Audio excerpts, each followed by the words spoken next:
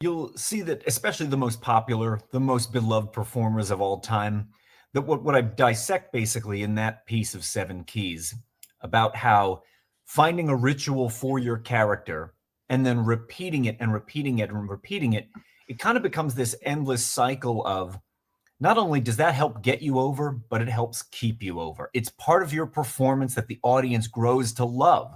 And I bet even if you first saw The Undertaker, I don't know, how many years ago do you think that was, Liam? When did you That first see him? was early 2000s. Early 2000s. There was probably something he was doing. Maybe it was in his entrance.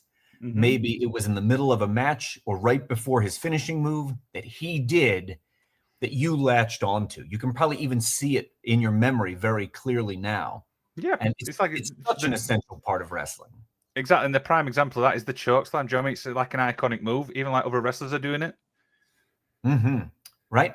And there's a ritual to the way he would go for it, right? When he had the gloves on, the way he would straighten the glove, the way he would, all of it, right? There is a ritual to the way that that's done. And we grow to anticipate those rituals. We love them as part of wrestling. Absolutely. And the other thing as well is it's not just obviously like moves, it's also like gestures. It's all these little things, you know, what fans can obviously like relate to as well. Absolutely, right? All these things together, right? You need a combination of these things. And when you're just starting out, maybe you have no concept of how valuable those little things are. But I really wanted to articulate that in that part of Seven Keys. It's a great book. And where can fans obviously go and grab this book? I presume it's on Amazon? Yes, absolutely. You can get it anywhere in the world through Amazon.com, or you could download it as an ebook. There's also an audiobook version. So depending on how annoying you find my voice, you may or may not want the version on audible.com. There you go. There you go. And the other book as well is this one. It's the Toolbox. The weird thing is, when I grabbed this, I wasn't sure what to expect. But in this book, you talk about fans being critical in a type of way. Does that make sense?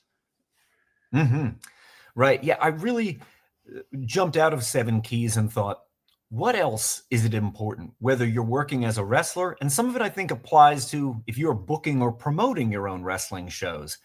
What are some things that you need to, one, understand about our audience, and maybe even share some insight from my own experience about how to prepare for the rigors of putting on a show, including the critiques you're going to face from fans?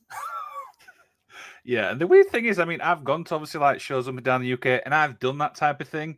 And when I read that, I'm like, am I being a critical here? Am I just being a fan? It's kind of weird. Do you know how that's made me think?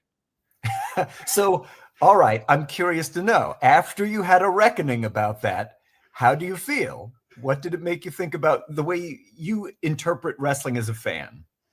I think sometimes when I'm watching shows, I can be too critical, but I feel like that's more the inner podcast. Do you know, because obviously the podcasting thing I do, you get to speak to wrestlers, you get to understand the business a little bit more. So it's kind of maybe I'm too overcritical sometimes. You know what I mean? Right. And I think of that, and I might have alluded to it in one of the books this way, as looking through your analytical goggles.